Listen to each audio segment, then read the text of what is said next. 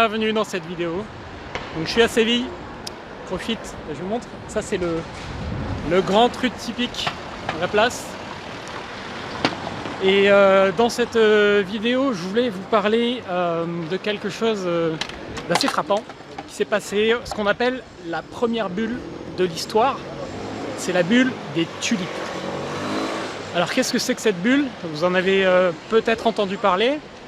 En tout cas, quand je me suis formé au marché financier et à l'investissement, il y a toute une partie, on va dire technique, d'apprendre les outils, les supports, etc.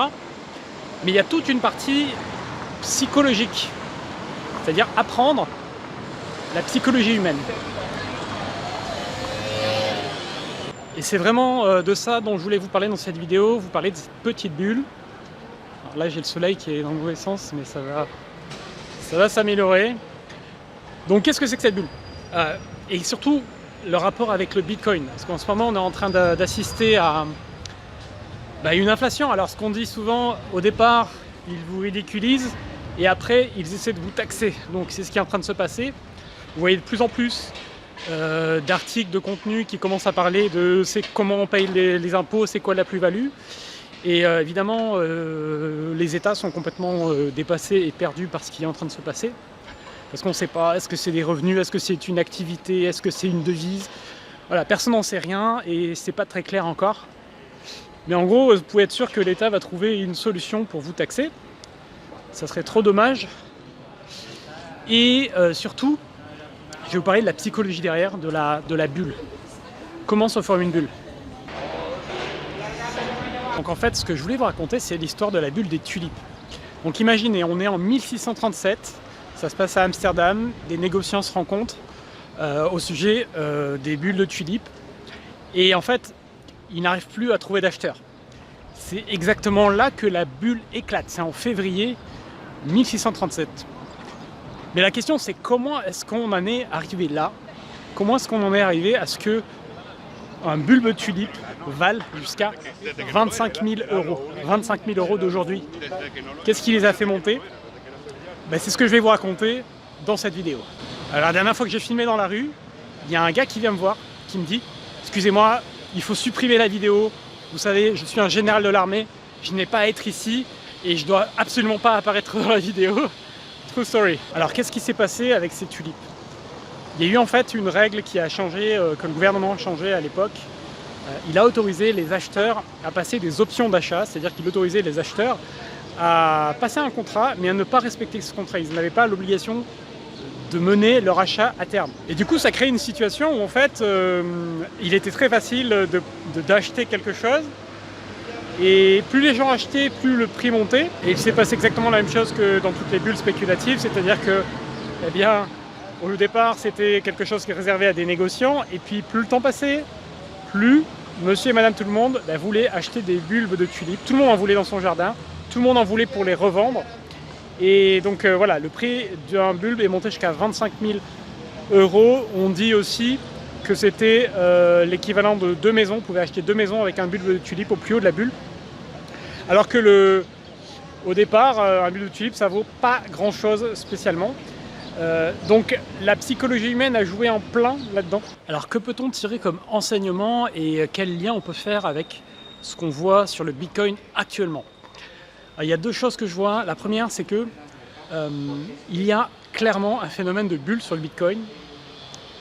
C'est-à-dire qu'on voit qu'il y a une folie spéculative, on voit que effectivement de nombreuses personnes qui avaient peur de la bourse, alors que dans la bourse on achète des titres de société bien réels, des gens qui avaient peur de la bourse sont prêts à mettre des centaines, voire des milliers d'euros sur le Bitcoin. Donc il y a vraiment cette folie spéculative. Vous entendez votre grand-mère vous parler de Bitcoin, c'est quand même surprenant. Donc il y a clairement cette adoption massive et cette folie qui est en cours. Et il y a un deuxième phénomène, parce qu'en même temps, le Bitcoin et plus globalement les crypto-monnaies et les technologies associées sont une innovation nouvelle et qui est validée par de plus en plus de monde, par de plus en plus d'investisseurs qualifiés. Je ne vous parle pas de Nabila, je vous parle de gens qui ont créé des startups qui valent des millions d'euros et qui se mettent à investir dans cette technologie, qui y voient donc un intérêt à plus long terme. Et c'est là où c'est un phénomène qui est double et qui est donc difficile à comprendre. Alors si vous voulez apprendre à investir sur le Bitcoin, à trader intelligemment, je suis en train de créer un programme avec un investisseur dans le Bitcoin qui fait ça depuis 5 ans, donc c'est un professionnel du truc. Vous tapez simplement esprit-riche.com/bitcoin et vous serez redirigé vers la liste d'attente de cette formation que nous allons sortir très prochainement. Donc si vous êtes sur cette liste, vous aurez un accès préférentiel avec un tarif réduit. Donc si ça vous intéresse, inscrivez-vous. Ce que je trouve toujours hallucinant ici, c'est que même les dessous des balcons sont décorés. Regardez ça.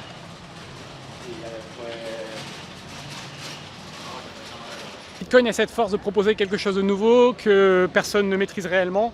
On ne sait pas d'où ça va nous mener. On sait que c'est un changement majeur. Ce changement, il ne va pas disparaître du jour au lendemain. Donc ça ne devrait pas s'envoler.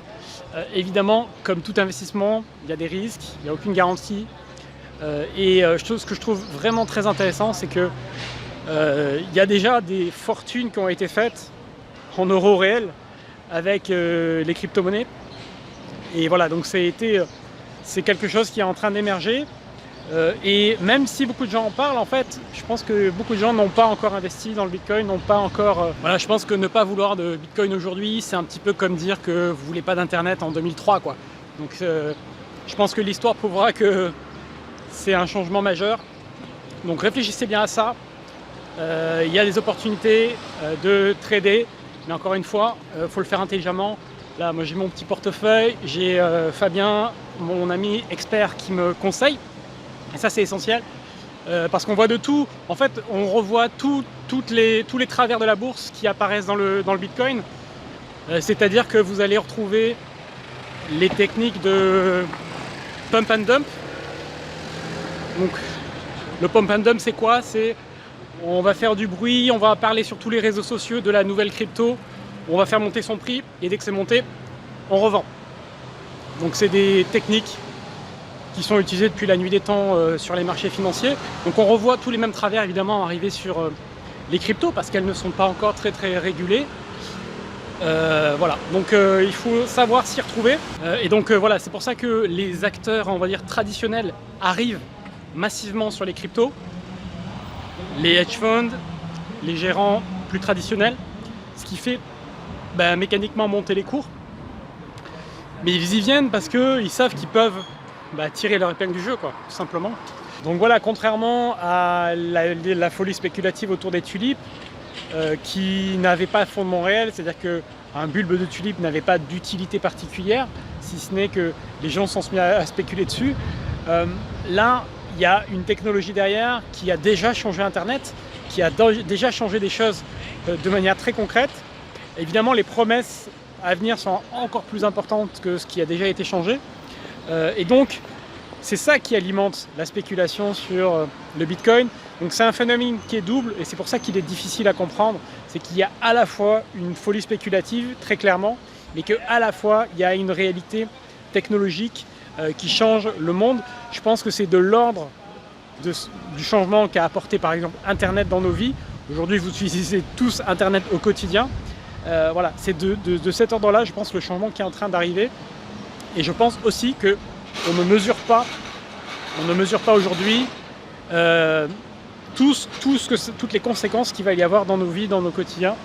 Donc voilà, c'est assez important pour que je vous en reparle et que je vous sorte quelque chose pour vous expliquer comment investir intelligemment là-dedans. Évidemment, là, les plus-values sont proprement incroyables. Alors oui, il y aura évidemment un volet fiscalité dans cette formation.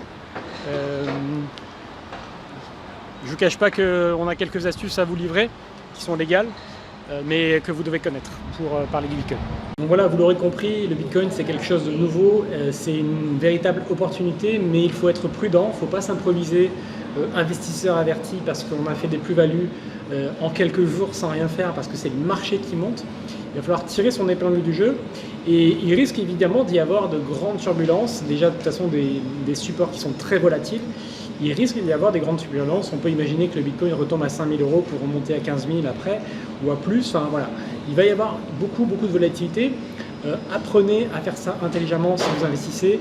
Et en tout cas, comme toujours, ne placez pas de l'argent dont vous avez besoin. Soyez prudent, malin pour créer votre liberté financière.